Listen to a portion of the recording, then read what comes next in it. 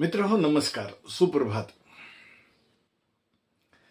तर सांगायची गोष्ट अशी, माणसाला चांगली झोप झाली. झोप अत्यंत आवश्यक आहे. मानसिक आरोग्याच्या दृष्टीनं नीरव शांतता आणि निशंक झोप, कसल्याही प्रकारची शंका नसणं, कसल्याही प्रकारच्या विचाराचं मनात घोंगावणारं विचाराचं वादळ तेही नसलं तर छान अशी झोप येते. गेली 2-3 दिवस थोडे आरोग्याच्या समस्या असल्या कारणानं अस्वस्थता जाणवत होती आणि आरोग्याच्या समस्या दुरुस्त झाल्या आणि एकदम बरं वाटायला लागलं आणि बरं वाटू लागलं हा देखील विचार प्रगट करण्याची भूमिका असतेच आहे ना.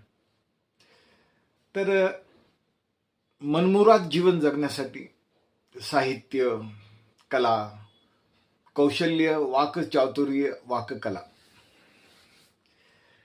शब्दाचं पांडित्यही आणि शब्दाची गहनताही, तसंच काव्यही, निसर्ग आणि संतांचे विचार हे माणसाच्या आयुष्याला बळ देतात. आत्मिक बळ. आर्थिक बळ हे व्यवसायातून, आपल्या बुद्धिकौशल्यातून आपण विकास करतच आलेलो असतो, आहोत आणि असणारही. ही सकारात्मक अर्थकारणाची ती एक सुयोग्य अशी वाटचाल असते. आयुष्य जगण्यासाठी आत्मसन्मान हवा.